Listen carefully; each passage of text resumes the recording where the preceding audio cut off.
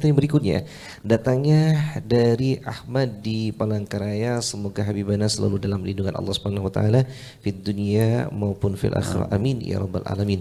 Izin bertanya Habib, bagaimana hukumnya orang yang rajin bersedekah tapi tidak mengerjakan sholat? Mohon maaf ya Habib, mohon penjelasannya katanya Habib. Sedekah yang dilakukan ini hal yang baik, hal yang mengundang rahmat, hal yang berpahala dihimbau oleh Allah. Kita dukung. Sedekah terus. Tentang sholat yang diwajibkan oleh Allah, dia enggak rajin, ya ini yang perlu diperbaiki. Perbaiki yang salah, dukung yang benar. Jangan kita membantu syaitan dengan kita mengucapkan percuma sedekah tapi enggak rajin sholat. Ini syaitan. Ini syaitan. Enggak ada ibadah percuma, itu enggak ada. Dari mana kita katakan percuma sedekah? Atas dasar apa kita? Berapa banyak sedekah membuat orang mendapat hidayah? Sedekah membuat orang menjadi orang yang saleh. Habib Umar pernah, mungkin kita semua dengar ya, ketika ditanya salah satu waria tentang apa yang dia lakukan, kemudian dia menyatakan dia senang berbuat baik dan menyatakan cinta sama Habib Umar. Apakah saya ini di neraka seperti kata orang Habib? Allah memang menyatakan tidak membenarkan apa yang dia lakukan dengan kalimat beliau. Dosa itu ada dosa kecil, ada dosa besar, kita semua paham. Itu kan singgungan kalau dia itu memahami hal itu. Tapi tetaplah Anda berbuat baik sama orang tua, jaga, santuni fakir miskin, selalulah Anda berbuat baik. Wa insyaallah perbuatan baik Anda itu akan mengajak Anda untuk menjadi orang baik. Artinya keadaan yang kita pahami, keadaan kamu yang sekarang ini, barokah amal saleh, birrul walidain dan rahmat kepada orang-orang miskin, ini akan mengajak kamu untuk taubat. Kamu akan tinggalkan kejelekan itu dan kamu menjadi orang baik. Ini maksudnya yang kita pahami. Demikian juga saudara kita tadi itu rajin sedekah tapi enggak rajin sholat. Ya mudah-mudahan karena sedekahnya itu ke depan dia akan rajin sholat. Jangan sekali-kali kita mengatakan percuma sedekah, percuma puasa tapi enggak sholat, percuma sholat tapi enggak puasa. Jangan berani mengatakan satu bentuk ibadah dengan kalimat merendahkan percuma. Ada kisah dinyatakan oleh Habib Umar, ini kisah subhanallah. Ada seorang perampok, ya, perampok dosa besar. Ketika dia merampok dengan teman-temannya itu, di antara yang dirampok itu makanan. Maka makanlah orang-orang itu, kecuali pemimpin rampok itu nggak ikut makan. Pemilik makanan yang dia rampok itu tanya, kenapa kamu nggak ikut makan seperti teman-temanmu? Jawaban ketua rampok ini membuat orang itu terkejut. Ini shaimun, saya puasa. Ini bukan Ramadan itu, bukan bulan Ramadan, dia puasa sunnah.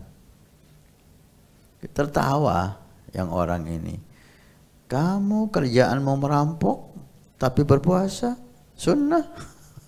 Puasa sunnah itu yang menjalankan orang-orang saleh, orang ahli ibadah. Ente kamu ini perampok menjaga puasa sunnah, di mana ini bisa diterima?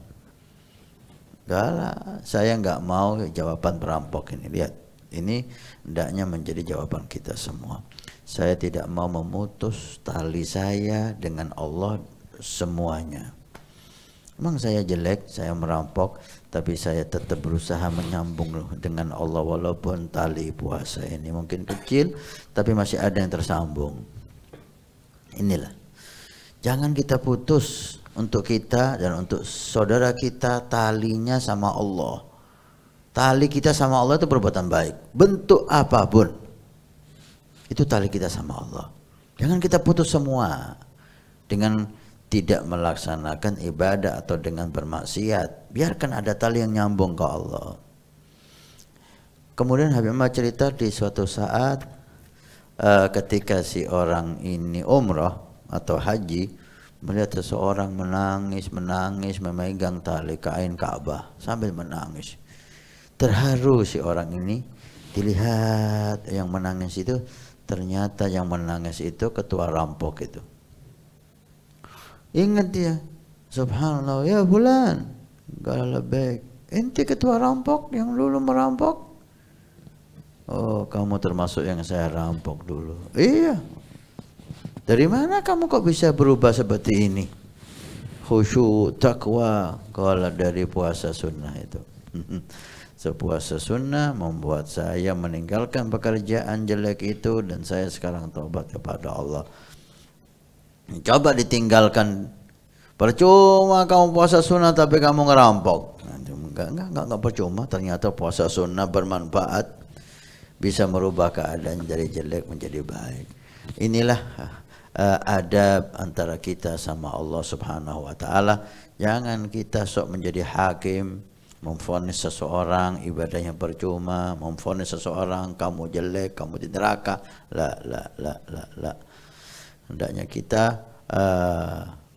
menjadi hamba sesuai yang diingini oleh Allah Subhanahu wa taala. Jangan memvonis, kita bukan hakimnya Allah di bumi ini.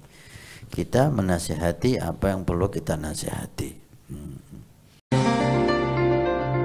Assalamualaikum warahmatullahi wabarakatuh. Alhamdulillah, saya Hasan Ismail Al-Muhdar, Khadim Pondok Pesantren Nurul Iman. Kami informasikan kepada semua donatur Masjid Awwabin pada hari Jumat ini tanggal 9 Juni.